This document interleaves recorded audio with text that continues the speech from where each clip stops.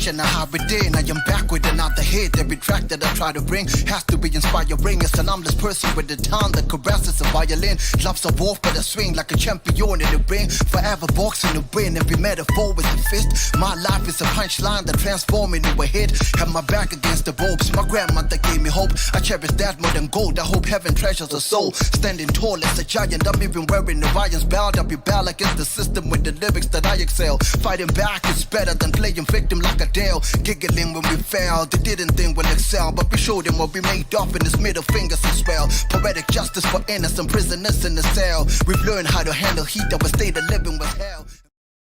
Ladies and gentlemen, boys and girls, brothers and sisters, welcome to another special edition, a special episode of Jack Rams Online on Mega Artist Media. Thank you for subscribing, liking, commenting, and sharing our episodes. I really appreciate it so much. Continue doing so. Don't forget to subscribe, like, and share.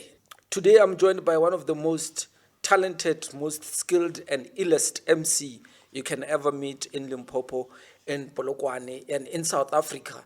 The most lethal freestyler that you could ever meet and encounter. His name is PSYCHOTIC. So, PSYCHOTIc. Yes, let's start with the name. I like starting with the name. Why do you call yourself PSYCHOTIC? I chose the name because growing up, like I was interested in a lot of things. Like I played soccer. I was multi-talented. I played soccer. I was an acrobat, an athlete, a swimmer. Like I did almost everything that a child could do, but I did it more than other people. Sure. So I was almost gifted in everything.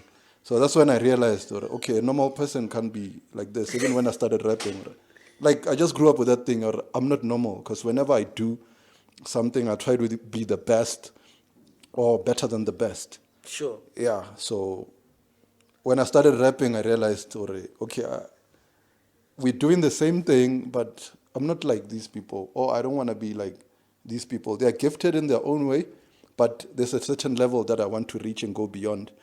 And I'm mad gifted. That's where the name comes from. Did you give yourself the name or someone gave you this name? I think the name chose me. I think the name chose me out of all people that I know, because creativity on its own, creativity is not normal. Sure. Yeah, creativity is about breaking patterns and norms, societal norms, or any other types of norms. Because if you're not breaking patterns, if you're not doing the extraordinary, then you're not doing anything creative. Sure. There can't be creativity without a little bit of abnormality. So when did you start calling yourself PSYCHOTIC? The moment you realized that now I need to have an identity of some sort. What inspired that? It was when it's not just the name. It's not just the name. It comes. It's a package. Okay. Understand? It's a character. I realized, like before I stepped into the to this hip hop arena, because I started as a battle rap. Sure. So I knew, okay, I need a catchy name, and the type of name that will arouse like curiosity in the people's minds. People should ask themselves, why is this person calling himself this? This is psychotic. Sure. Why is he calling himself psychotic? Okay, so I came across the name because I used to read the dictionary a lot. Sure. Because I was gathering information and words. Because I know this is a game of words. Sure. So I was gathering new words. I was just fascinated by new words. So I came across the word psychotic, checked the meaning, and I was like, okay, the way they defining it in the dictionary. It's not the way I look at it. You understand? I have my own perspective, and it's about creativity. Creativity is not normal. So you changed the meaning of the word psychotic to fit and suit your character? Yeah. Okay. So I'm mad gifted. So even when I'm mad gifted, you understand? There's gifted. Yeah. It's almost normal. So it's you understand? like wordplay. Yeah, it's wordplay. Sure. It's wordplay inside the word. Sure. So I'm not just gifted. I'm mad gifted. I'm gifted beyond the normal parameters of being gifted. So you come from a background of underground battle rap. When did you start with that? I schooled in Westernburg High. Okay. Around 2004, I was in grade 11. I remember in grade 11, we used to battle. We used to freestyle, write, even in class with my friends. Okay, because I was in the same class, not same class, same grade, but you know how it is when you are in grade 11C and I'm in grade 11A, we're almost in the same class. Sure. Because some classes we're going to meet, if we're doing history together, if we're doing English, blah, blah. So Envy, my producer, one of my producers, Envy, my first producer, we were in the same class and he was my next door neighbor. So we used to, even he used to rap back then, but just a little bit. He would play some beat, but mostly he was playing beats. Myself, Envy, Sips Gonzalez. There was a guy called Tibos from Turf. I don't know what happened to him. I hope he's still alive. There's a guy called OBD. He quit rapping back in them days from Westernburg. We used to gather during break and just freestyle. So there were some guys from Sechero, Extension 44, wherever. We would challenge them. You know how it is. If we are friends and we're from the same crew, obviously we're going to challenge other cats from other. So those cats we were always against them. Sure. Like during break, So that's where it all started. So back in high school. Where did your influence of hip hop come from? But I used to listen to almost everything, because you know how it starts with everything. You start by, like, you don't have direction at first, right? You listen to everything you can get. You listen to everything. So back then I was listening to commercial hip hop. I was listening to everything on radio. Mainstream hip hop. Yeah. I didn't just start. I wasn't born underground. Sure. So I would listen to Tooks and them. I would listen to Marafe, Double HP, whoever was on radio. Sure. You understand? Because we used to listen to Tibo Touch, Rhyme and Reason back in the days. So whoever he was throwing, putting on back then, we would listen to them. But I could tell, there's a difference between these other cats and Pro Kid. Because 2005, when I was in Matric, that's when they introduced Pro Kid.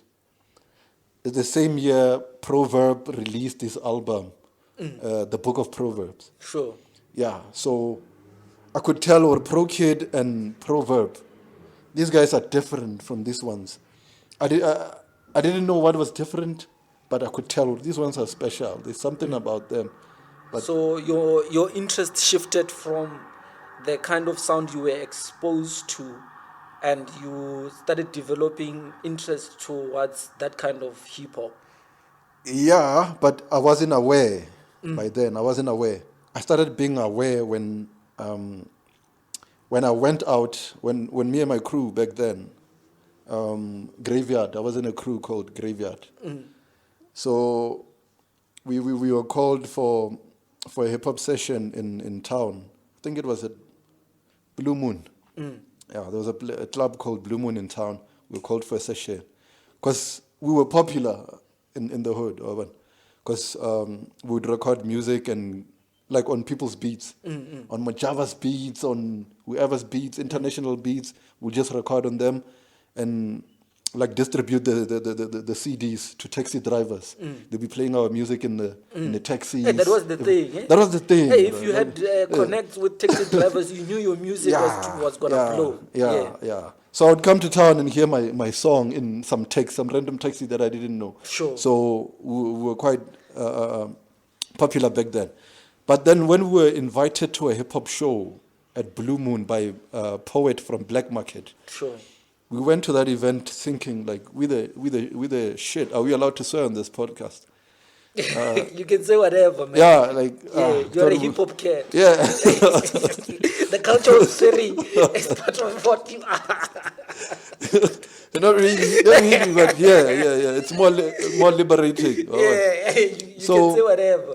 Yeah, so we went to the show believing, because I still remember that walk. We walked from Westenberg to town, thinking, okay, we're going to kill them cats. Sure. Like, we the best in the world. Like, there's no one better than us. Because that's the mindset we had back then. Sure. Okay, we're the best. We never met anybody better than us. We got there. We met a lot of artists. Like, underground rappers, Would No Peace and them. Chameleon. Chameleon was the best freestyler I've heard. So, okay, while we were performing, we had to perform. After performing, I think Poet set us up with against a crew called Psychos Are Dope. I ended up joining the crew, but we'll get to that. So, okay, we got set up and we battled. Okay, those guys killed us. And like they really they murdered us. They killed us because like we were not aware that there's more. There's a different world of hip hop. There's a different world of hip hop, and there's more you can do. Like I wasn't aware where there are punchlines. Sure. There's a thing called a punchline, and a punchline is a cheat code. But like it's a cheat code. If I come, it's like a comedian. You understand? Yeah, you need the punchline to make people laugh. Yeah. So if you don't have punchlines and you are in a hip hop battle, it's something else. But we had our own types of punchlines, but they were not advanced. Belidi dikaelo. What? Yeah, okay. Yeah. Like they were whack and weak. We didn't know that. Coming to think of it now, in hindsight, that was the but so basically it was just basic, normal rap that you were exposed to on radio. Yeah. And like it was a different world there. Yeah. Nerkalana ke mara ka di ona le di rhyme. Yeah. Ngwisha. Gore ke ela gore ke a o kaela ba. So but there's rhyme, there's punchlines and different things. Yeah, and we didn't know about those weapons. I'm just telling you nonsense. I'm just telling you shit, and my shit rhymes. Yeah. Probably your mama jokes. The type, and more. And more, all types of jokes, because we're from the streets, but that's how you survive. You have to be funny. Sure. So my advantage was that I was a funny kid. So in that crew of mine, I was the leader in a way, because I was the dopest, I was the funniest. Sure. So when we got there, we got killed, and we realized, okay, these guys are on some other level, because they were rapping in English. So we were rapping. Spady. Okay, I was rapping in Spady. Afrikaans. What else? Let's Zulunyana. Yeah. Radio. So on the radio you would hear Zulu Boy. Zulu Boy, Zulu Mob. Way before Big Zulu. Yeah. Thanks God. Yeah. Okay. So after getting killed like that, when we realized, okay, like I kept remembering those people's lines, niggas' lines. Okay, they had this thing, man. They have this thing of sentence construction. Wordplay.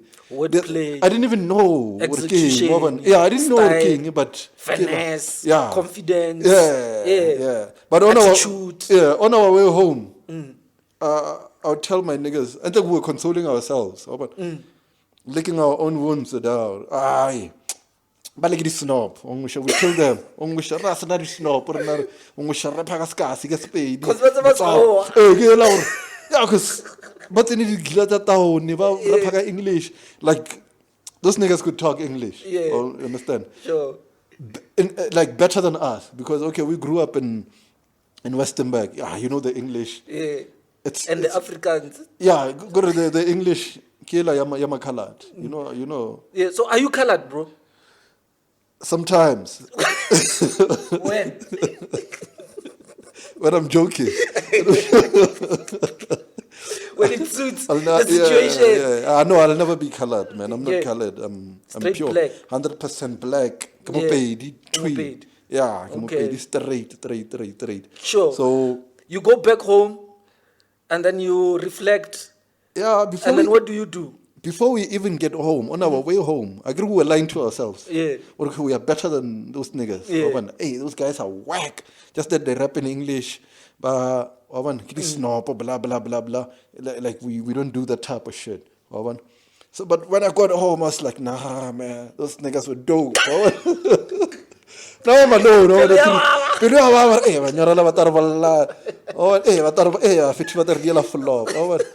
So I'm like, nah, man. Okay, when I see my something about the situation. I need to improve. Yeah. So now because I could remember like each and every. Oh, that's the thing about punchlines. Yeah. Punchlines they stay in the head.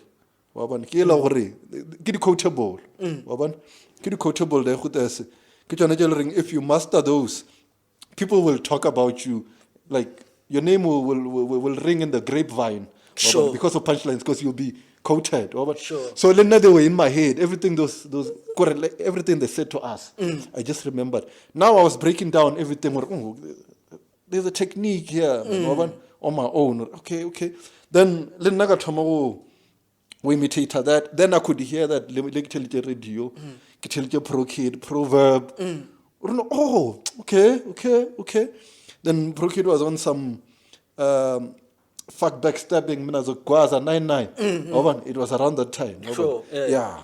Proverb was the illest by that time. Got the punches. Then I started developing an ear for that.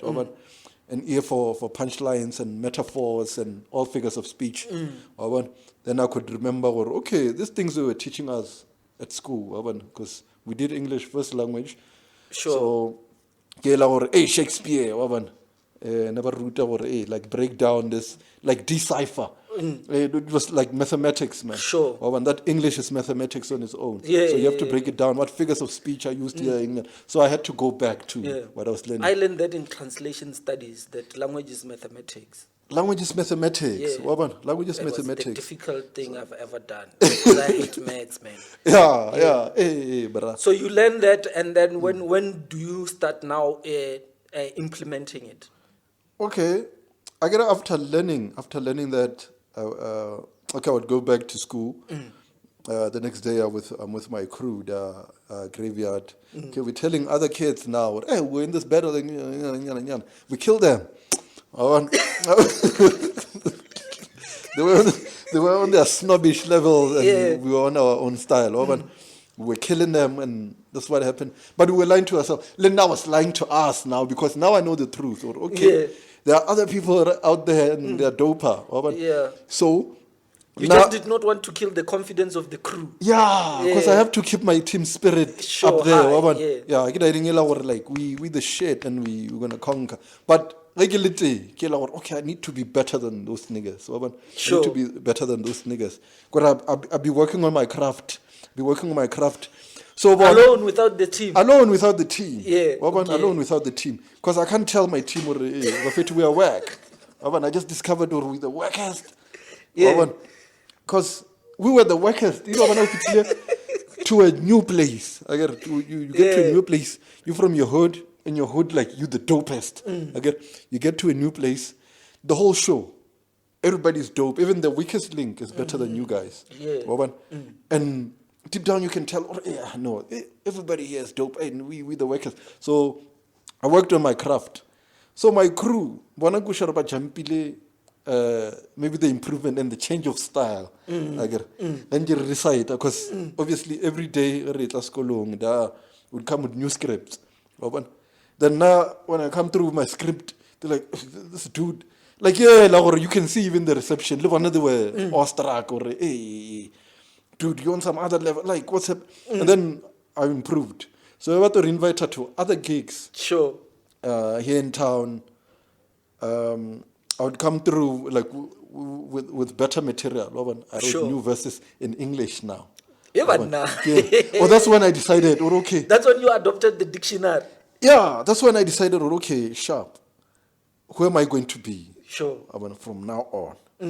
Who am I going to be? Because back then I was using my real name. No, Sure. but I tried to make it fancy. I was calling myself Nuxesius. Okay. And I thought I was creative. That sounded like a commercial cat. Exactly. But we're doing party songs. Yeah. We're doing party songs. So, okay, now I have to come through with a new name, a better name, and better lyrics. Sure. So when I switched to Psychotic, like everything changed. Transformation. Yeah, ke jutile hore no go ba ga fela. Yeah. No go ba ga fela. No go ba ga fela. The craziness begins. Yeah, no ke ela gore bro, if you heard somebody a le dope to this level, now I won't be on some normal tape. Sure. I'm going to be the craziest nigga you've ever heard rapping. Sure. Yeah. Only punchline. I'm going to spit the craziest punchlines you've ever heard. Sure. So that was the concept I was working on. That character as well. Understand? Because I knew, okay, nuku ke nuku, and then psychotic is psychotic. Sure. It's like a movie. Yeah. Yeah, so I worked on that craft. This guy is on some other level. Now I gained confidence. Came through to ciphers. You are there. I'm there, and my material now. Punchline now. Like, hey, you are moving the crowd. Now suddenly I'm the crowd's favorite. So what happens to the crew? To the crew. Grave diggers. Grave diggers. Not grave digger. Grave digger shit. Yeah. Graveyard. Graveyard, yeah. Yeah, we were graveyard. Graveyard. The crew, killer, okay, Obidiu Lisiche. I don't know. He started doing his other thing, his things there. I don't remember. Do you think Gore, it was because you were now pulling out and they were no longer relating to what you were doing and you were going to shows alone now this time? Like I was coming to think of it. I was hungrier. Oh yeah. I was hungrier. If we let a manure, let's go to a show in Turf. Because I could travel all the way. And I was fresh out of high school, but we hardly ever traveled. So everyone show I would go alone. When I was hungry, tell niggas or let's go about for the excuse maybe. And they're not as hungry as you are. I'd go alone, get there, meet other rappers, and absorb whatever they deliver there. I would absorb their styles, go home, analyze. Hey, my mom was there. Okay, I met Mutlaras, and Mutlaras was spitting in Spady. So. Marubachari punchline just Spade. I was spitting in Spady. Marnikisna that element there, the punch. So now I had to go back and work on that. So I learned to master everybody's style. Okay. Going out, allowed me. Exposed you. Yeah, exposed me to different kind of styles. Because I was out to conquer. Sure. So you were the Beyonce of the crew. Dog, no. That's essentially what it means. Yeah, it means I was the Slim Shady of D12. Okay, let's grab the Beyonce. I was the Slim Shady of D12. Okay, you were the Eminem of D12, not the Beyonce. I don't even know who's the Beyonce. I don't know Beyonce. Yeah. So, what happens now? Psychotic is growing, it's becoming big. Now you're getting all the attention. You are the man of the show now. Word. So what happens now? Okay, we get to... Okay, I get that was around 2006. When I started battling, slaughtering cats.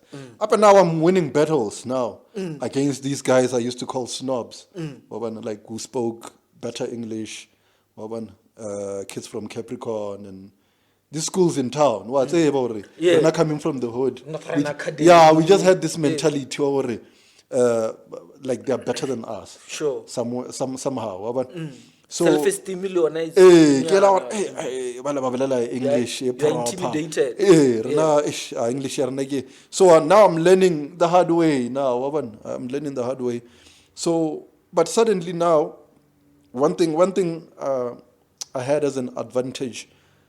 Even when I was whack, I was the crowd's favorite.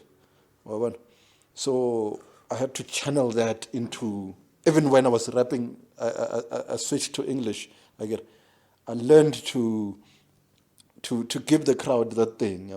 Okay. Why do you think you were the crowd's favorite? What was the X factor about you? I'm psychotic. I'm crazy. Yeah. Oh, and like I'm crazy. Yeah. Like in a creative way. Well, when Sure. it comes to creativity. Oh, another factor, because I've done a lot of things. Like soccer and dancing. I was a dancer before. Sure. And stuff like that. And I was passionate about that. Sure. Perform, like we're battling. Sure. Battle. Yeah. So you were basically just famous for doing a lot of things. So you had an exposure of different audience. Yeah. So I learned what I'm trying to say. I learned crowd control. Sure. What crowd irfrastana. Crowd irata diding so. Yeah. You can't just be basic. There needs to be flair. You must be a showman. Yeah. You can't just be on a 1-2 pass, 1-2 pass. 1-2 discipline. No, you have to please Show the crowd. your own unique talent. Yeah, so you bait here and there. So dribbling, punchline. So even when we started dancing, okay, mamang please a crowd so you know what the psychology of crowd. Yeah. Okay, So when I that started makes sense. rapping, like I had that experience with me. So like You used that. yeah, I used that. Because I could get to a cipher. Okay, people are rapping. Somebody would freestyle maybe for 5 minutes. Non-stop, killing it. I can't even freestyle that properly. I memorize maybe 3 lines. The rest, I leave the rest, I let Jesus take the wheel. 34. I memorized 3 powerful punchlines. Okay, I would rap keep one punchline. I get crowd patalal. Crowd patalal. Ba jiga go home affairs. Go home affairs. That guy crazy. Now they're going to quote that one line for the rest of the week. Or the whole month. Because I remember this is a true story. The cats who were in Joburg and in Pitori, never boy ban thalose gore emon line ya go ya re inyana. I'm like, how do you know this? So people would hear these punchlines, but because literally really new, new to the people. So The dictionary was doing its work. Yeah, was doing its work. Yeah. So people would just, I agree before social media. Sure, yeah. Yeah, before social media. So I understand the value of word of mouth. Yeah. Understand? But nearly, Facebook function like somebody share. Yeah, word of mouth was powerful then. Yeah. So, and it was spreading fast. Exactly. Now, technology back then, I understood it from a different perspective. I understood, okay, there's something called there's social technology. Like real people now. The sharest, like physical people. Yeah. So you have to punch more. If I dominate the cipher here, more tough. I get all these people when they go back home, they're going to narrate. And they can tell, okay, this one is better than this one. Yeah. This one. And that time they're having like life experiences. Yeah, life experience. You feel it different when you are in the present. Yeah, when you are exactly. there. You see all the emotions, the reactions, and all the ambience, the mood, the environment affects everything. Yeah. So you tell us about the money is on some. And you must go to the show. You must now. go to the show. Yeah. So there are people who liked me before they met me. There are people who knew about Psychotic before they even. Some I'm even meeting them this year. Man, I've been hearing one quote like line 10 years ago, 15 years ago. ago. Yeah, but they're quoting my lines for me, even though they fuck them up here and there. Did you hear me spitting that line? Were you there? Arna, I heard my cousin. Yeah. He once came to your show, blah blah, and came back. He was spitting your lines, telling us, that was you. He started rapping because of you. So that's what happened, brother. So when do you start like recording music, and what was your first song, if you can remember? Or what was it, like one of your biggest songs that you can remember? I get we're recording music even. Yeah, but like as a crew, you crew. were recording music. Yeah. Now as Psychotic. Now as Psychotic, I started recording in 2007. Started recording in 2007, and it wasn't really. I can't say it was really a well-planned song. Okay, I would just write the punchline. Just punchline. So you were just working towards like drafting punchlines. Fair. Yeah, I was just a punchline MC. Like I was a battle cat. Sure. So all I needed was punchlines to survive in the street. Yeah. Because like you know how it is in the street. Yeah. There are crews, there are what. So even hip hop has that. There are gangs. There are gangs. So now my weapons were punchlines. That's what any time I can soak. So what I did, I just gathered those punches, and then got 16 bars. I believe back then I didn't even know about 16 bars, and I couldn't calculate bars. Sure. So ignore enough. Yeah, give us one. And then another one, verse long enough, then sharp verse 2. Yeah, then verse 3, and then chorus. Sure. Yeah, and since how to make music from that crew I was in, and they were commercial. So I took those skills as well, applied to this side, and then I was recorded by my friend Envy, next door. So recording was easy. So I would just go to his crib. He just bought a mic like this one. Sure. Yeah. Or even before we even got to these mics, these mics were a major improvement. Sure. Major improvement. We were on next level. Got this mic. We were recording on the earphone. What?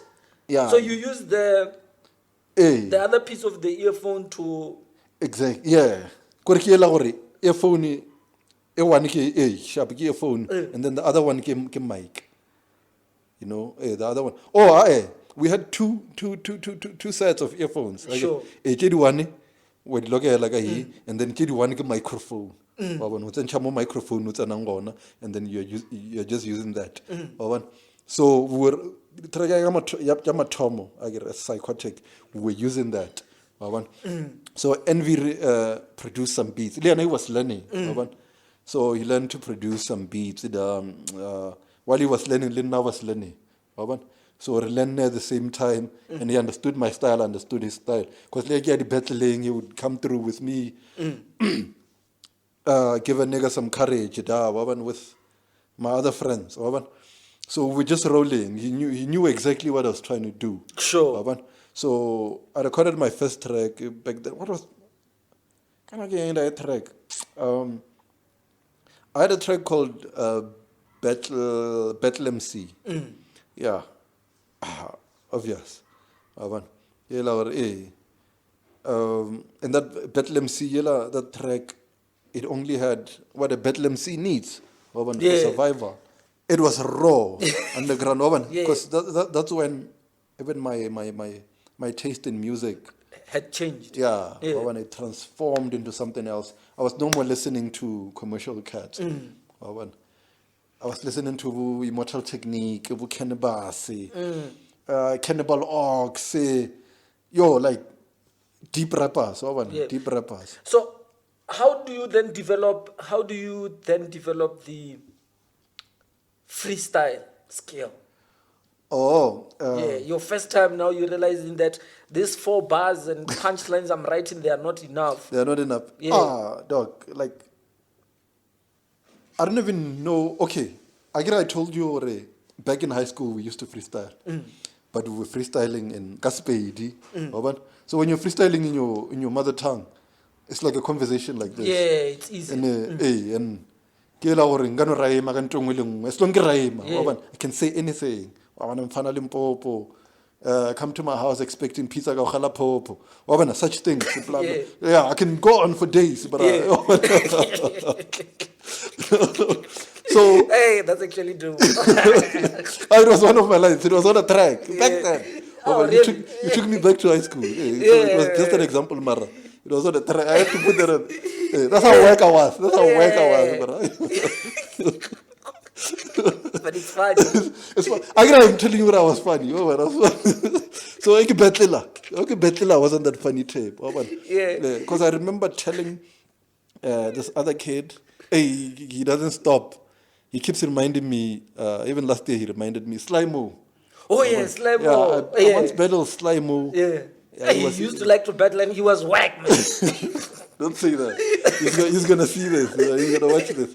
No, sure. but the truth is, I don't know now, but back then, hey, but he tried, eh? Yeah, he tried. He really tried. I love Slimo. Slimo is my nigga. He's my nigga. So we battle. We were in this battle. So I ran out of punchlines ka English. Sure. Slimo was at Northern Academy. Yeah. He came through, got battling down. Now he's battling me. Keep the English. Yo, punches. So now I'm holding my punchlines. So, but my punchlines were stronger. But I couldn't go on for long. Ka English. Yeah. Ka English because I was English was a problem. Sure. So negiseke the punchline. So they fell up a punchline and I'm winning a battle. And I should keep winning. Yeah. Winner that boy. Back to my roots. Sure. No time I'm spade. Now I'm freestyling, spade now, like spontaneous. Yeah, spontaneous. Now I'm not good enough to be that spontaneous guy English. So now the best way I could come through with punchlines now. Mother tongue. Oh, so that's how you started freestyling. That's how I started freestyling. You improvised with your own mother tongue, Gaspedi. Because I was rapping Gaspedi before. And you were lacking in English. And Africans. English it's not my mother tongue. English never loved us. So that's like my lines were whack, but they were funny. They killed the crowd. Sure. Hey, Slimo na rona le plaga. Battling me no tshwana le itlhakola ka mpaka. The crowd died. The crowd died. That was whack. Thinking of it now. But the crowd died. Kushar the imagery. Even when a line is not a punch. Yeah. But the imagery. I think that's what is important. Yeah, I just had that thing, like I could grab the crowd's like attention and imagination. Sure. I had imagination. Imagination I've always had. And that's basically what hip hop is. Rap is. Yeah. So my imagination was always crazy. That's hence the name Psychotic. I had a crazy imagination. So every time I have a punch, punch. Punchline they stood out. Yeah, that's how I learned to freestyle. I learned to freestyle via necessity, man. You know what they say. Sure. Necessity is the mother of all inventions. Yeah. So now, how do you now develop the English freestyling now? Through trial and error. What happens? Because it's not like it's not like I couldn't speak English. You could, but now this is art. Yeah. I could speak English, but not that fast. There's a technique to this thing. Not that fast, but I had to. It's a different scenario. Yeah. Because even at school, I get maybe prepared speech. They would give us homework. Sky English, give us a homework or okay, here's a topic. Go home and write something on this. Maybe 200 words or 2,000 words. Because our teachers were crazy, man. They would give you some crazy homework. So now I didn't do my homework. I'm in class because the advantage. You know the alphabetical when it comes to choosing like who presents first and Okay, they start from A. My surname is Ramutla. So Ari kwa marago da. Oh, yeah. So I was taking advantage. Okay, I'm relaxed. It might take 4 days before they get to me. Sure. Because the period is only 30 minutes to an minutes, hour. yeah. It was usually 30 minutes. I got 30 minutes. Motoki tomato makwala jabu ma 10 minutes. Wata umo ngaki kawata liena. Na klasi ya taya ya jana uden ya chaya. That could take a week. Ya Sure. nagir nava mafelelo. Yeah. Arikia mafelelo. This other day, I was caught off guard, man. Like, no papa da, no speed at last thing. And then the teacher was like, Ramut, ya warasa ger. After mutugwen. Sure. Dude, I didn't even write the homework. Sure. For obvious reasons. So, hey, this is unfair. Hey, now I'm sweating now. What am I going to do now? Sharp. And that teacher was strict. Hey, I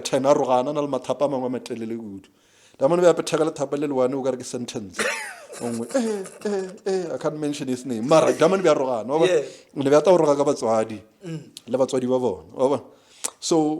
was like, okay, I know flop. Okay, now it's my turn to present. I can't tell this guy what I didn't do my homework. I'm going to be in trouble. My book was empty, but homework book was empty. Kichara book. I'm heading straight to the platform there, to the stage. You got what saying. Now it's my turn to do my thing. What present? I got what topic. I get a book I saw. I'm just going. I just had to start. What? And it's poetry. It was supposed to be a poem. So, the topic or nailing, I think destiny or something. So, yeah, I was just, that's how I started freestyle. And like continued, progressed. Kaduka freestyle. In English. I had to do, in English. Yeah. So, I'm in front of the class now, but and my classmates were stupid. Like I was in the funniest class. Like everybody in there was a comedian. Everybody was a class comedian. So I knew if I fuck up, hey Joe, I'm in trouble. Sure. So I freestyled. That poetry looking at a blank page. Sure. But my mind didn't draw a blank, man. I just kept going. I kept going. Oh, Joe, like I got a standing ovation. Even the teacher was impressed. Hey, man. Hey, dude, like you, yeah. So didn't the teacher ask to see the book so that he can mark the book? That's where the trouble started.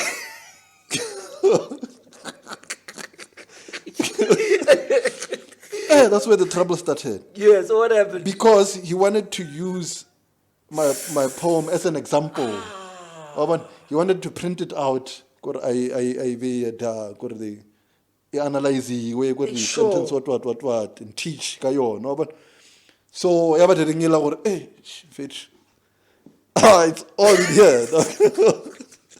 So in Rabar, yes. Because I just gave him the book. I'm hesitating. Yeah. Bring that book.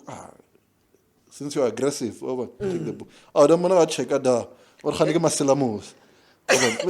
Pages. It was even your book doesn't have anything in it, and we've been doing homework. So I got in trouble. It's like this nigga has been doing this. So what does he do?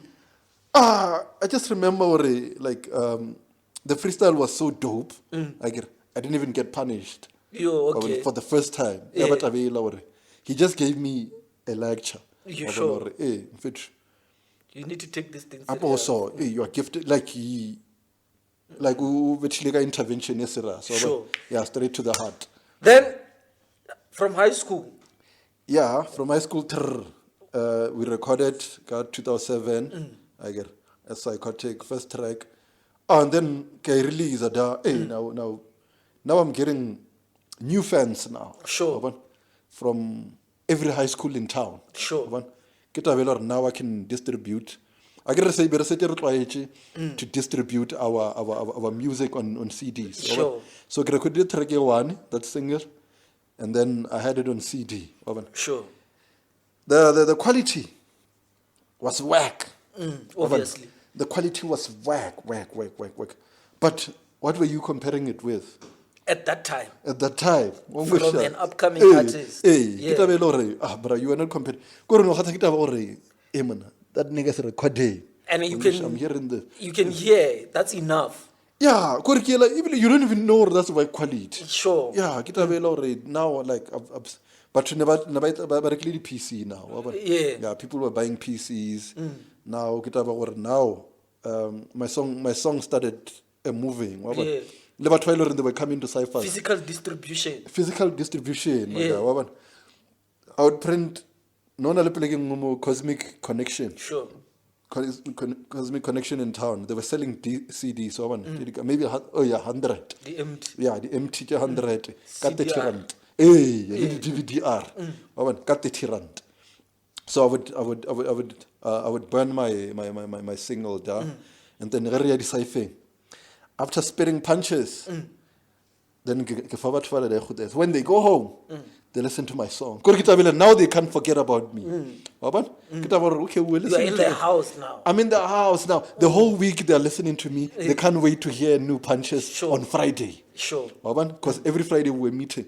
Now every high school, psychotic.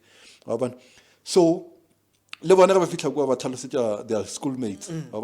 But we are with new people to the cipher. So I want to meet the psychotic. So like I'm meeting new people now, like different vibes. So now they're liking my vibe. Okay, this. Because that's how I got to know you without really meeting you or having an encounter where I had to go to one of the shows that you performed or having that experience. But I knew the name. I was so fascinated. Or who's this guy that everybody's talking about? And high school kids then, like high school kids, they like even exaggerating situations. Like they paint a situation as if like it's some exclusive shit that we will never ever see ever again. So you needed to be on the next show. And I kept on missing the shows. But then now an opportunity came.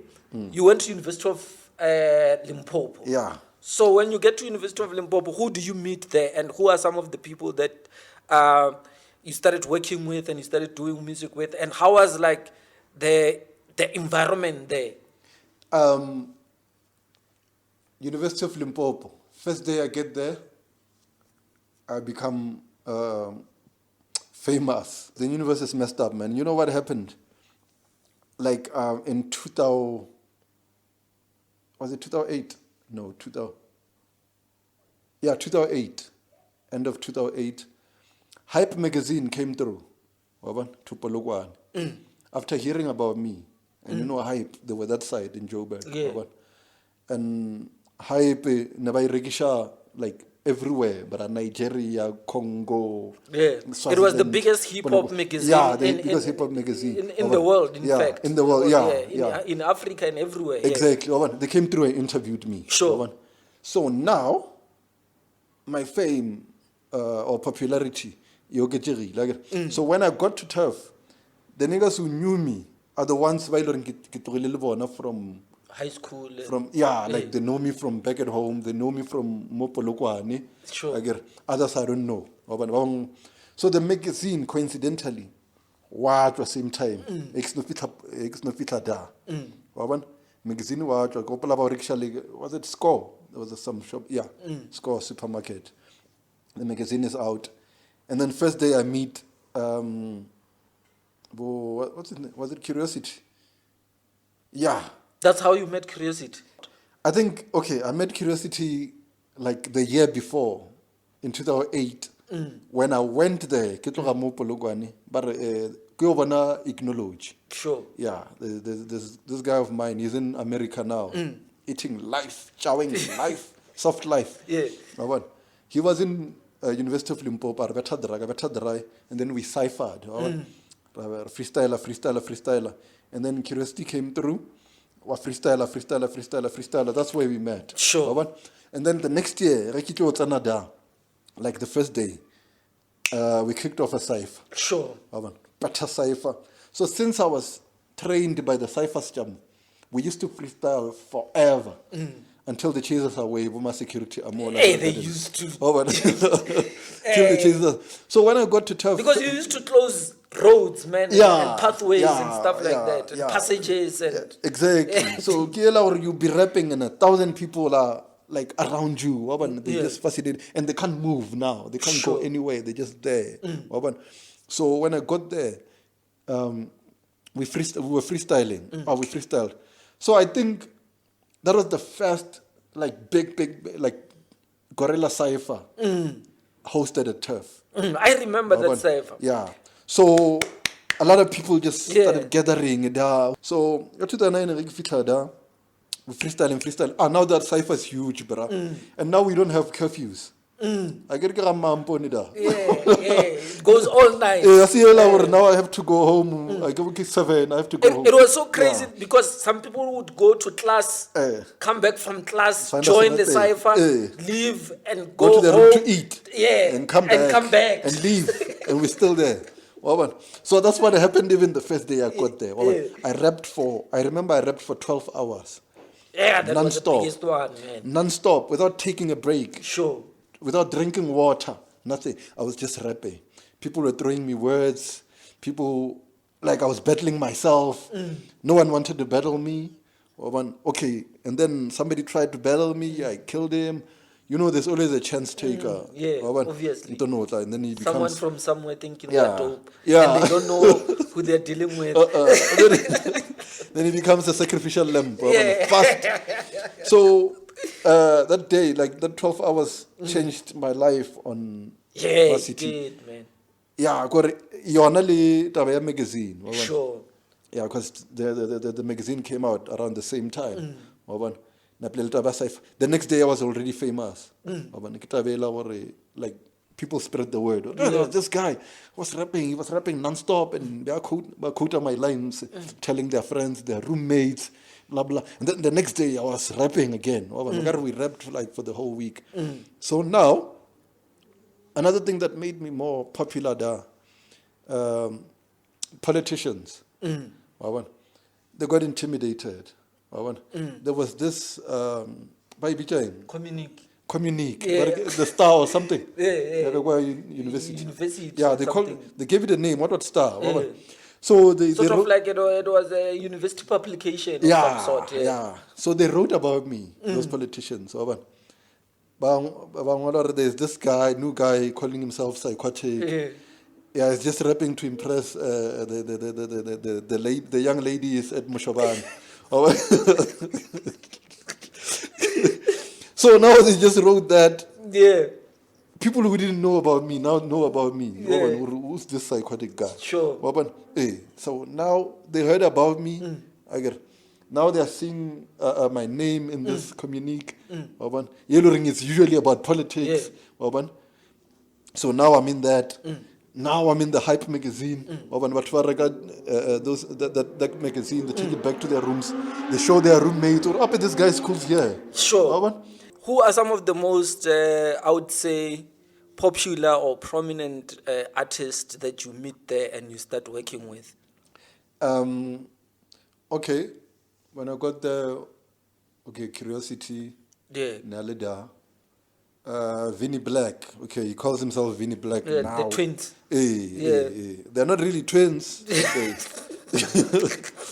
But they look like the same person. Yeah. They look like one person. One person. Yeah. So you see the other, you saw the other. Yeah. Twice. Yeah. You saw the other one twice. So I made Curiosity. He was rapping. That was way before the Ravenness and them came through. Sure. Who else was there back then? Curiosity, and then Vinny was a poet. Sure. Vinny was a poet. Louis is a teacher now. The white guy. The white guy. He used to call himself the white black guy. Eminem. Matumi. He calls himself Matumi. From the farm. Yeah, the white Matumi. So Matumi tries to battle me in 2010. Yo. 2010 fever. Sure. Hey Joe, I mutilate that guy. Yeah. And he was supposed to win that battle. How? Louis Louis is a gimmick on his own. Wabona. Sure. I had gimmicks. I had a lot of gimmicks. Yeah. Wabona. I had a lot of gimmicks. Even though I was an underground cat, I still do. I still have gimmicks. Wabona. Sure. Because I know that's what attracts crowd. But I see the fake gimmicks. I have some catchy things to throw. Wabona. Catchphrases. What? Stunts. Wabona. So Louis Gabayana was a stunt. Yeah, because he's white. He's white. Last page. Yeah. Last page. Too much. Yeah. And what speed? Those people are getting dark. So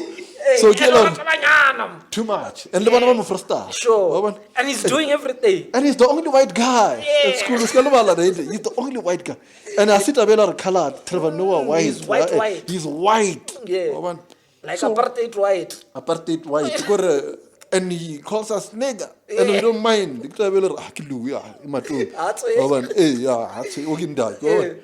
So it's called the Eminem of.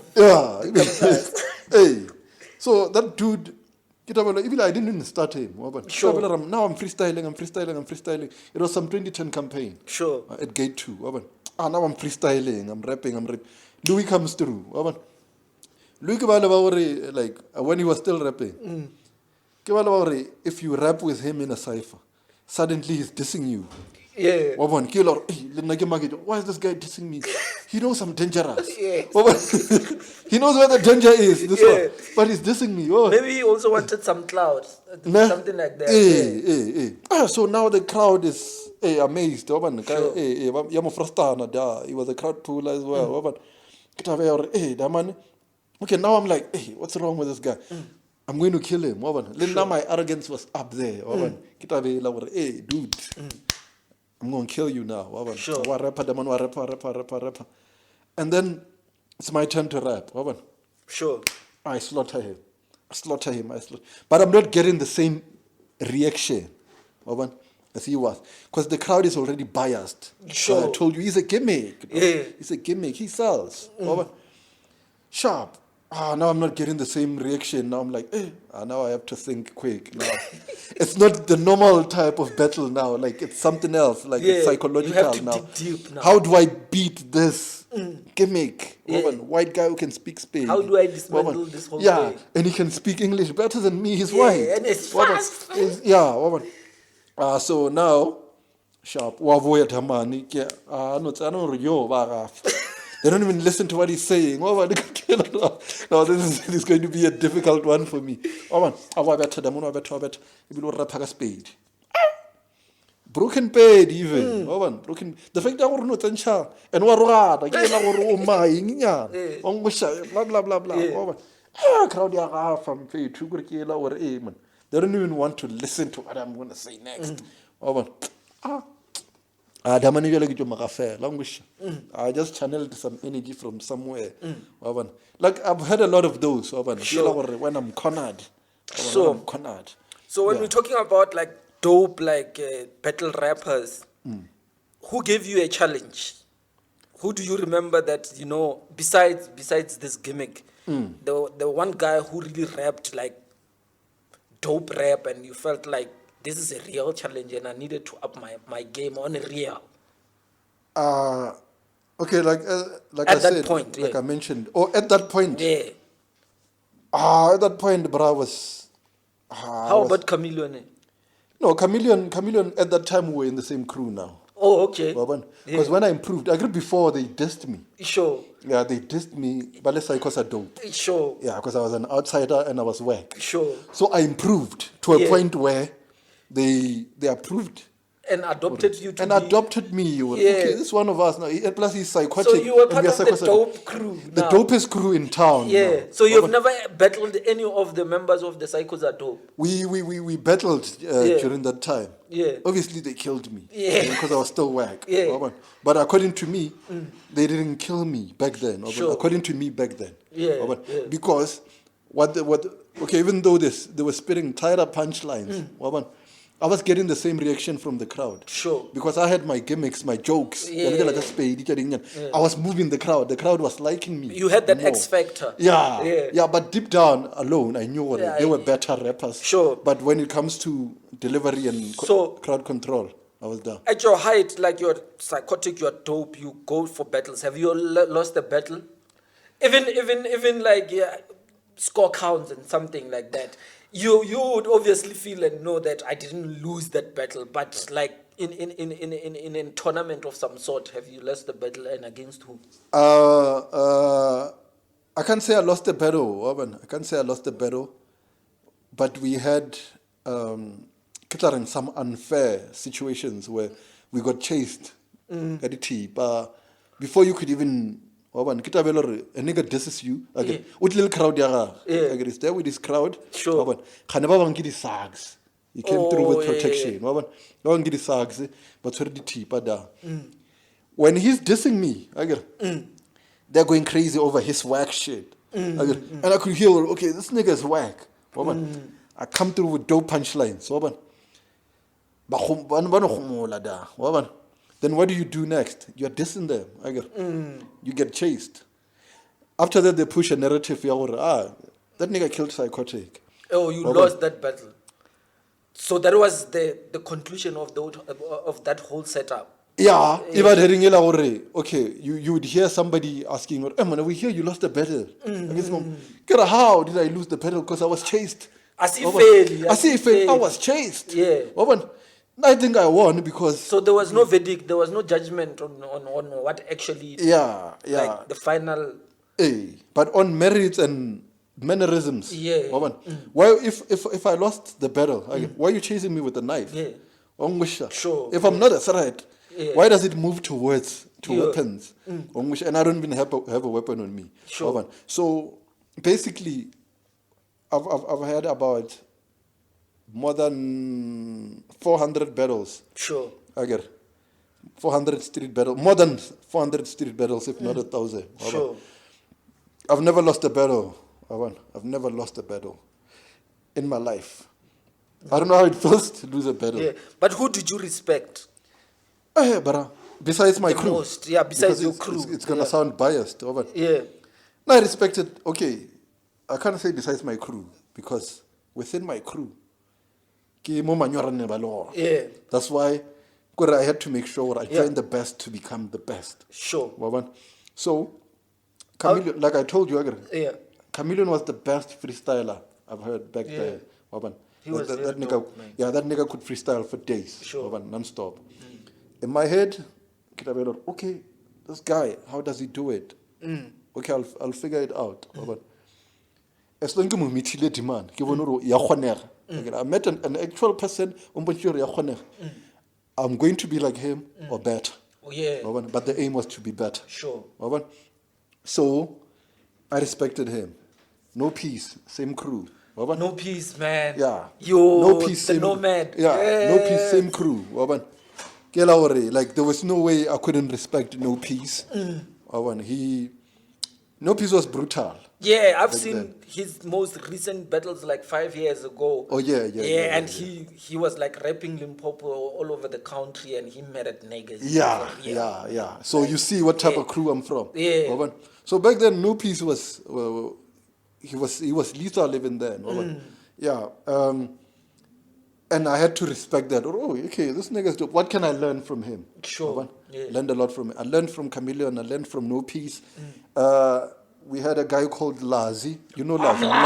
Mlaza. Yo! Mlaza ke psycho sa dope. Hey, no Mlaza like a Spain na so kwacha. Mlaza wa lie. Mlaza wa lie. So I'm just showing you you're from that crew. I come from a school of thought of killers. You understand? Everyone in my crew was and still is. Like the dopest rapper. I think those niggas at that point, they really represented hip hop, like hardcore underground dungeon battle rap. And Mlaza was also on Hype magazine. He even got a track. Mlaza was everywhere, bro, doing everything with everyone. Yeah. Like, he's my cousin, by the way. I just found out 3 months back. Really? He's my cousin. Yeah, so it runs in the bloodline. Yeah, Mlaza's my cousin. Mlaza's my cousin, dog. Yeah, I mean, like, yo, man, that's dope. So I was getting inspiration was just around me. Inspiration was just around me. Mlaza, I'm telling you about Mlaza. And then Poet really psychosa dope as well. Poet. So imagine living with such murderers. You are going to become one. And I was a student of everyone in my crew, regardless of the level of skill. I see this one is better than me. This one is like everyone in my crew was dope. Sure. Venom. Yeah. Venom. Venom was the youngest in our crew. Venom was the youngest. He was still in high school when we met. Yeah. And everyone became famous, eh? Everyone in Psychos are dope. Everyone had their shine. Everyone in Psychos are dope with the shade and was the shade as well. Sure. Like I'm from that. We were the cool kids. So when do you start doing music with Curiosity, and what was your first project with Curiosity? 2009, and like we started like we started killing cats together. Sure. Okay, like now we are cypher partners. Yeah, we are cypher partners. Like I would call Curiosity, hey man, come through. Let's rap. Rapper, like we really gonna rap. We would rap the whole day. Sure. We would rap the whole fucking day. And then after rapping, we'll just chill as friends. And after that, we'll go play FIFA. Like we were friends. And we were killing cats. But we were not crew members. Sure. We were not crew members. Yeah. Curiosity was in a crew with Revenants. Sure. I get it. Yeah, they had a crew.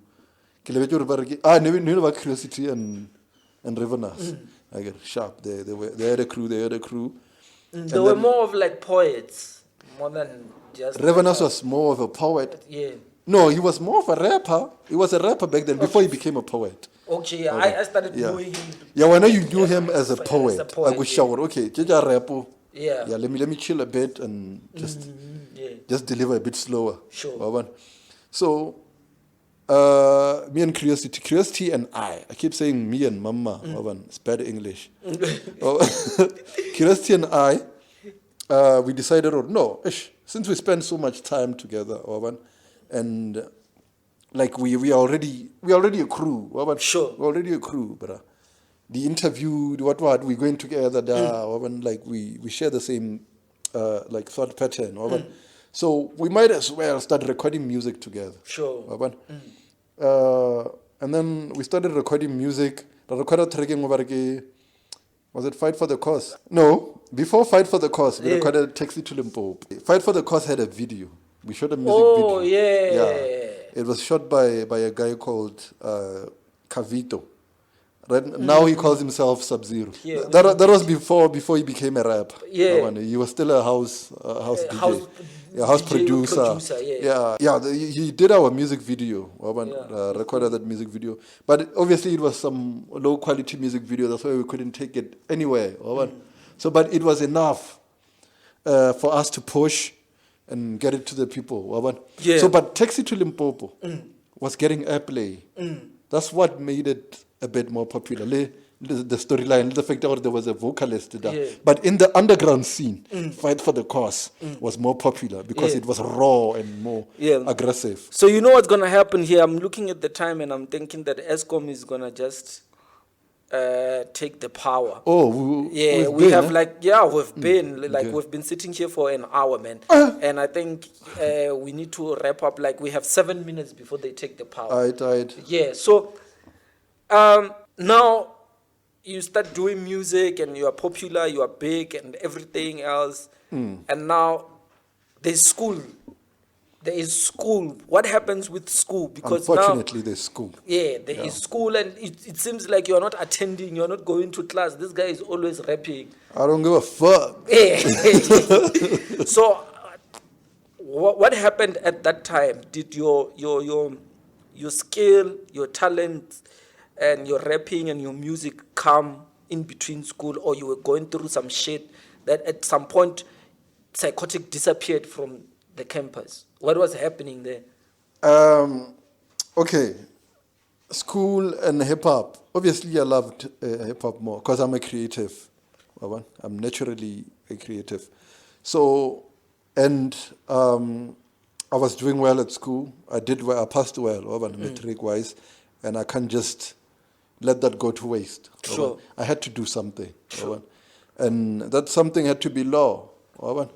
So I registered for law, but my love for hip hop kept like increasing. And the fame as well. Sure. So it was a gift and a curse in a way, because I couldn't give my books as much attention as they needed. I was busy chasing my dream, because every day I felt like I'm about to blow up. Okay.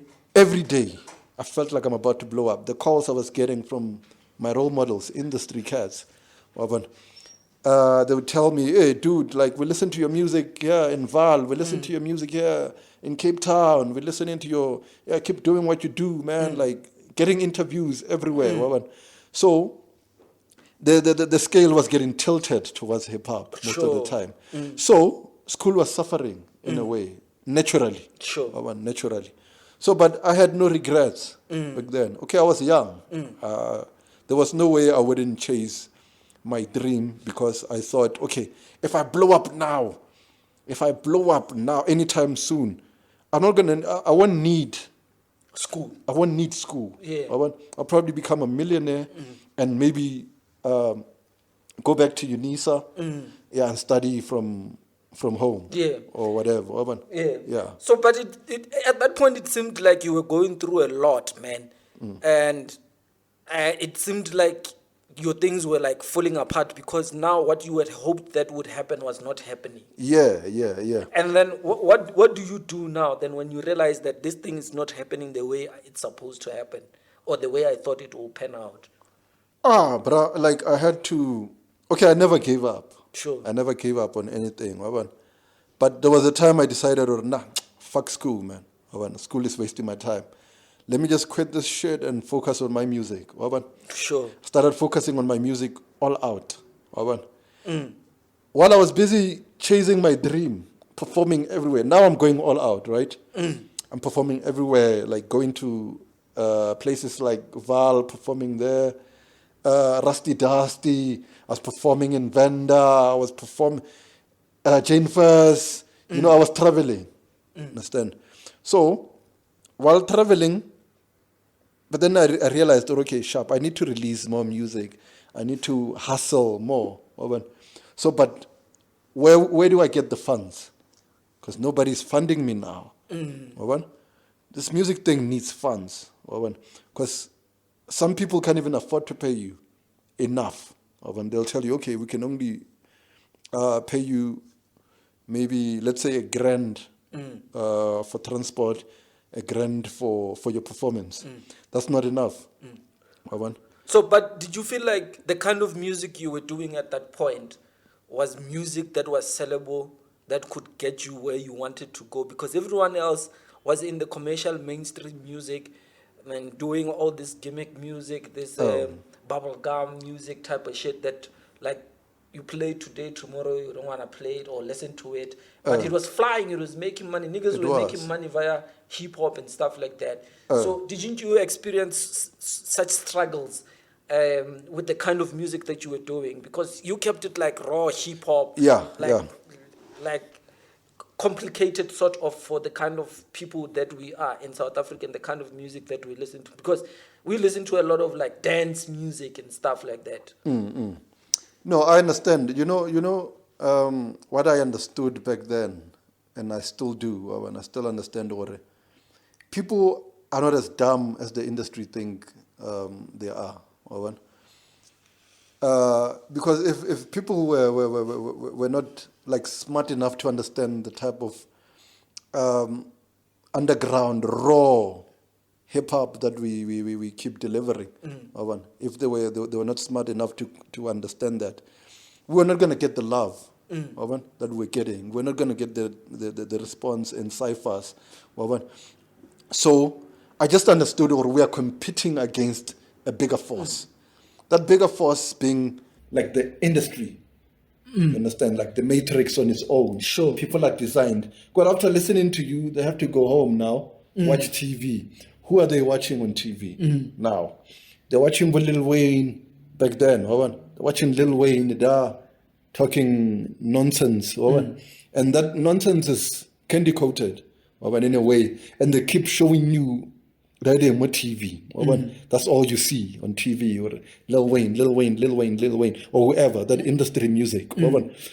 So now they believe, or since they see that on TV and they hear that on radio every time, now they are primed to think, or that is the way it should be done. So didn't you at any point feel like you needed to change the music? Nah, because I'm from there. It's not like us. Like I said, I didn't start as an underground rapper. I'm from commercial. So now I can do commercial hip hop, go underground, and then go back to, that will be selling out. So now I just figured, I just need to improve. I just need to keep improving to a point where I don't need to go to the industry. You understand? I don't need to go. I get people believe the industry is in Joburg. Sure. I don't need to go to Joburg. I don't need to sound like those people, right? If I improve my style and make it, make it the type of product that is undeniable. But yet again, the intelligent level that I'm trying to draw attention to, it's not compromised. You understand? But I have to make it artistic and appealing as well. Sure. That's what I realized. Or if I do that, I won't need to sell out. You understand? So I never sold out, and I'll never sell out. You're still doing the same? I'm still doing, not really the same, because now I'm more musical. Sure, yeah. I'm musical, and I have content. So I don't need to switch. I've never needed to switch. Because think about it. If I switched back then, what was going to happen to me? You were probably going to be consumed and vanished like every other commercial kid, most commercial kids who just came and left. Yeah. And like, how much money did you make from all these performances and from the type of music? Would you say that you made like enough money, satisfactory money, and that's what convinced you that maybe there's something here? Okay, yeah. The problem is that I was making money. That's what was affecting my school as well. So that immediate gratification was there. Because I wasn't really worried about the future that much. Now, you understand? Now I have CDs, okay? I know a lot of people in the street. If I walk from here to Pick and Pay, I'm going to meet about 8 people who know me. If I have 10 copies in my bag, there's no way I can smooth talk them into buying my album. So I've always sold my albums at that price, industry price. Selling my album for clip. So a day I would make 800, if not $1,000. That's a lot of money, bro. I check it now, or that's a lot of money. But obviously, since I was moving around, I had a lot of things to do, and I didn't have the budget cats in the industry had. So I was competing with them, and that wasn't enough because they had millions. They had millions. So I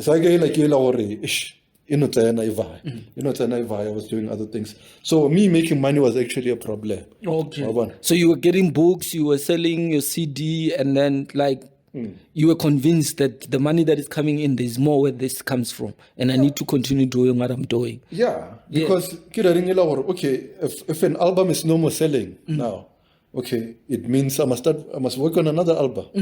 Because why? That one sold well. And people can buy, most people bought that album. So they can't rebuy it. Yeah, they can't rebuy it. And you're probably selling to the same market because you are exposed to you are at the university, where you are selling.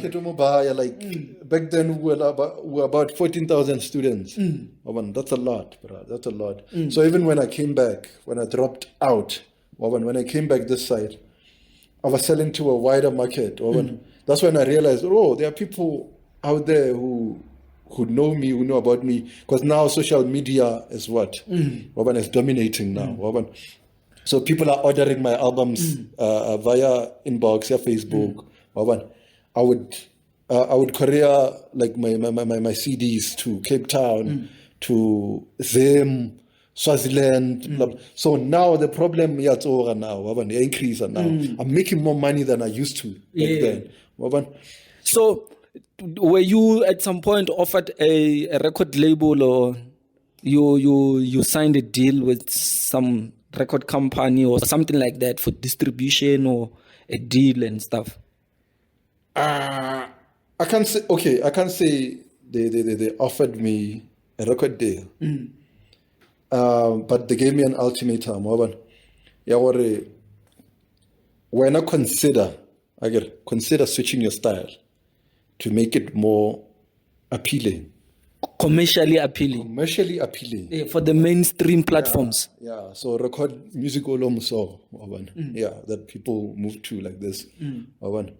Trap. Trap back then. It was way before my piano and the crank back then. So I was thinking, well, now I have to switch my style and make this dumb music, because to me that was some dumbass music.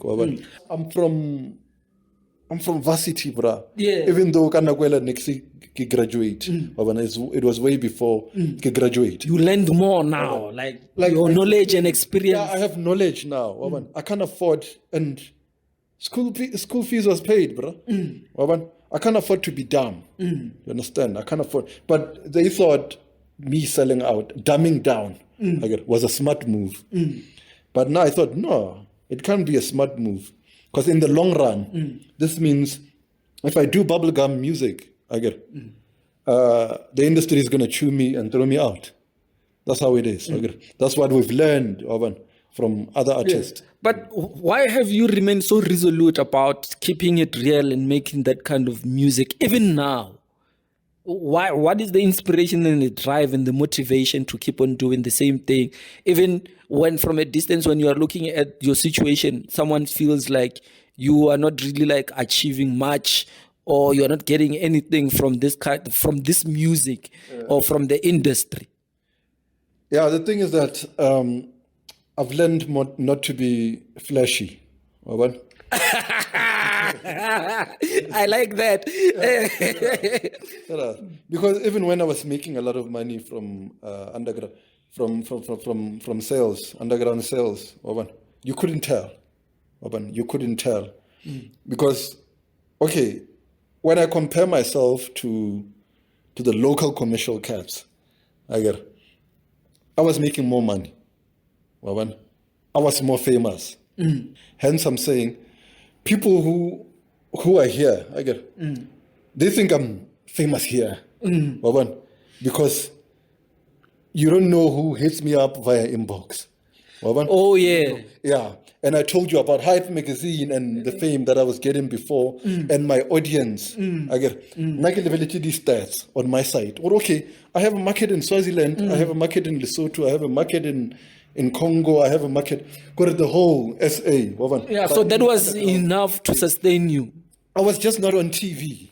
Yeah. You understand? Yeah. That's why it looked regional. Yeah. Because when I leave here to go and perform in Soweto, I don't take the people from here with me. Kanteling, lady artists who were close to me. They're the ones who know what we are going to be sorted because of this guy. There's no place I've ever went to. Rasve sharp.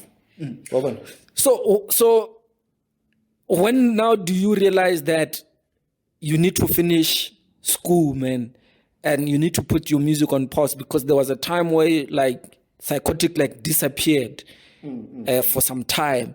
Yeah. And while we were thinking that you were busy focusing on music and you left school or you dropped out of something like that, all of a sudden you have disappeared and you resurface and then you continue with your schooling. What was happening at that time? I'm not a quitter.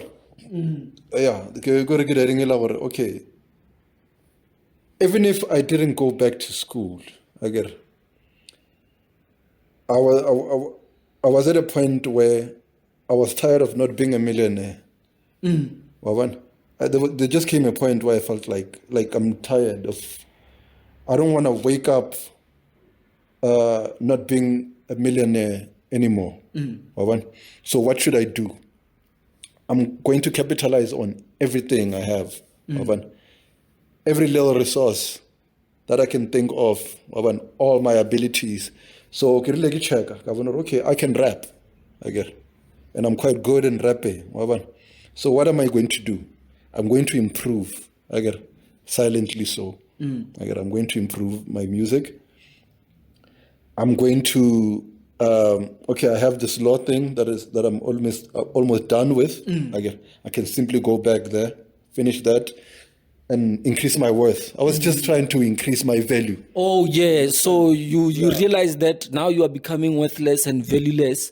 Now you needed to draw a strategy that will bring you back strong. I never realized I was becoming worthless and valueless. No.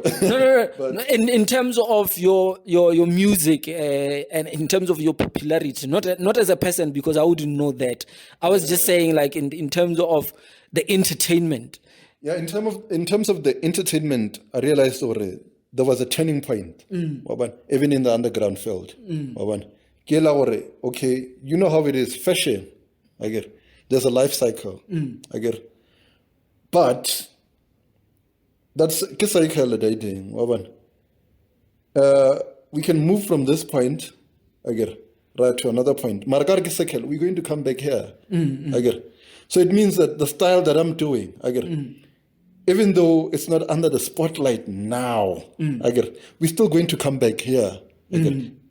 So I realized, okay, by the time it comes back to me, it must find me at a point where I'm not a typical rapper.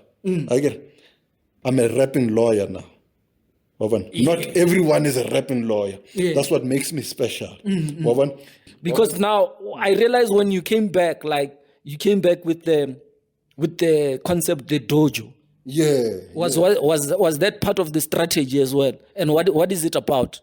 Oh yeah, the dojo is a concept initially it was supposed to be the title of my album. So what happened to Kita Beloring? As I was working on the title, it shouldn't just be the title of my album. It should be a lifestyle. The dojo. Like, my body's not a temple, it's a dojo. Understand? Like, I'm always developing, growing. Because hip-hop is like martial arts. You need to keep practicing. You understand? The same way martial arts or lengao, you understand? So, Karelas are okay, sharp. The dojo, it has no title fair, but like I should live it. Even by the time I release the dojo, you should feel it in my energy. Or this person, is actually this thing. You understand? And then it became a brand. Okay, let me make it more interesting. Clothes. COVID. How do we make money now? So by that time, I'm back at school. I'm studying. I'm low key, but nobody knows that I'm studying now. Kita sharp. I don't need to publish every move now. And hence I'm saying that there was a point that like you disappeared. I disappeared. Yeah, it was deliberate. But to some people, it looked like I was still making music. Because on social media, I would just release some old music, and it will sound new. Yeah, some of us we knew, right? So that's what I was doing. It was all strategic. Sure. I was just buying time. I was just buying time while doing what? Improving myself. Or by the time I come back, I'll be stronger and harder. And the people won't, like the competition won't keep up. Sure. So where is Psychotic now at this point in time? Is the mental state, your music, and you like as a person about your status at this moment? Now where I'm at a point where I'm unstoppable. A late rapper called Seda Crook, he once used the word unfuckwithable. I'm at a point where I'm unfuckwithable, man. Like, I'm at a point where, like, nobody can fuck with me, man. If you check my Facebook profile, the best rapper in the world. Not only because it's something I believe in, but because I'm the type of person who's going to do everything to get to that level. Nothing is going to stop me from doing that. But I have other responsibilities. Now I'm busy with my law stuff. I graduated about a year ago or 2 years. Like, I don't even remember because I'm not keeping up with that. I'm not celebrating. Like, it's natural. No, it's how things are. It's how things were supposed to be. How things are supposed to be and how things are now. So I'm no more celebrating my victories. And now things are falling into place. Things are natural now. Like, things are natural. I have to keep winning. But I don't have to announce it. I don't have to announce it right now. I'm working on winning towards this. Because during that time when I was low key, I had enough time to meditate, but I think about my whole life and life in general. I've realized okay, when I'm doing my shit, I have to do it low key. I have to do it low key. Even now, I can't announce what am I busy with now.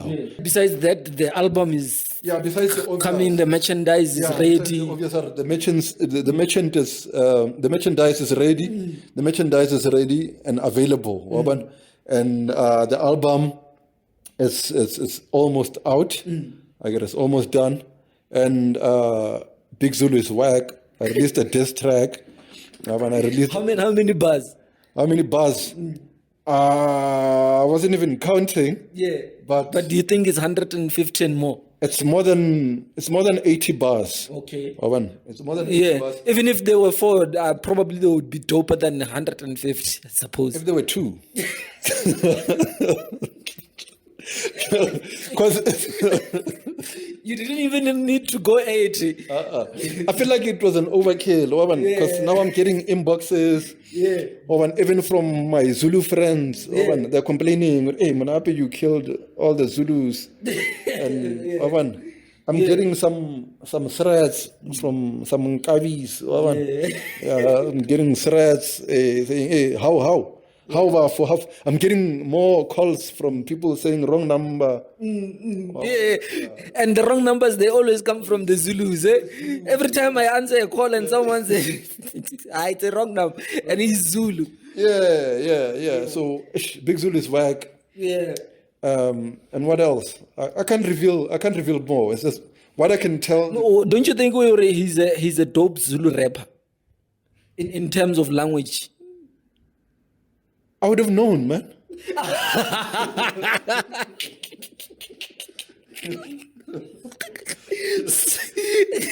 So there's no language barrier there. You understand Zulu pretty much well. To support my point, what's his name? Who's that guy, man? Waving flag. The 2010. Remember that? The 2010 song. Canaan, yeah. You know, Canaan used to rap in Swahili. Yeah. He was like the biggest rap artist then. Yeah, rapping in Swahili. He couldn't even speak English. We loved him. Why? Oliver Mtukuzi was dope. Doing music in Shona. He was doing music in Shona. Yeah. You couldn't hear what he was saying. Neria, whatever. But you could tell that's some dope fucking shit. When it was well written, well structured. You can tell when a person is dope. Bro. And when you do the translation, you realize the storyline here is something. And we didn't need to do the translation. That's how dope he was. How do we know he's dope? That's how I know Big Zulu is whack. You understand? Man, because of ESCOM, we couldn't capture some of the things on camera because the battery is also low, man. You know, when you start off, you start with little stuff and then you improvise whenever you can. But I think we covered a lot of things, man, in terms of psychotic. We would sit here the whole day if we were to cover everything, man. But I wanted to capture that first part of because everything else, like, I don't think it is that memorable as the first part of your journey in terms of your music and where you are. Like, where you are right now is just the beginning of everything, because now you're saying that you have, like... It's actually the beginning of everything else. You understand? The beginning of everything was that, which we captured. Which we captured. Like, everything else, like, I don't know what was deck. Now it's a new beginning. Okay, even though I'm planning, I plan a lot nowadays. I used to freestyle live. Okay, when I get surprises, then I would surprise my surprises. So I was a spontaneous person. Now, I do a lot of planning and freestyle in between. If I meet some challenges which I wasn't anticipating, it's about, okay, I can think on my feet and just change this and that. But so, ladies and gentlemen, boys and girls, brothers and sisters, thank you very much, my brother Psychotic, for making time, man, and for giving me such an exclusive interview. I really appreciate you. I love you, man. I would like to see you prosper and achieve whatever that you desire. And man, like, you are one of, we use these words loosely, yes, of course, because they're like the easiest words to come to mind. We say people are legends, but I would now, at this point, I would use the word that you are a pioneer and a pathfinder and like an ambassador of what hip hop is and what hip hop was. Like, you guys made a lot of people to love hip hop and battle rap. You understand? But if you were to mention that your name and the Psychos Are Dope crew, everyone else is there. Everyone else is someone that you really need to mention. Because if you don't mention Psychos Are Dope, then you have like a blank page in history in terms of hip hop. So that is what we are trying to do, to capture and document those stories, because you never know what might happen and who's gonna tell your story if you don't tell it. Exactly. So thank you, man. Thank you very much. I really appreciate it. I know you've done like thousands of radio interviews, but they never ask you the shit that I ask you. It's always about, tell us about your song, how many songs, how many, when is the release date, and everything like that. So it's been an honor, man. It's been a blessing. Sure. It's been a blessing. It feels like it was just 5 minutes. I know, right? I didn't even realize. When you said an hour, I was like, shit. It would have been yapping out here, man. Like, yo. No, man, that's cool, man. I think mine was to capture that first part, because anything else from now on can change. Salute. But that cannot change. It happened and it we can't change the past. So thank you, my brother. Thank you, everybody. From me, Jack Rams online on Mega Artist Media. Thank you for tuning in, listening, and watching. Continue doing so. Subscribe, like, comment, share. Until we meet again on the next episode. Shout out. I'm out. Oh, yeah? Yeah.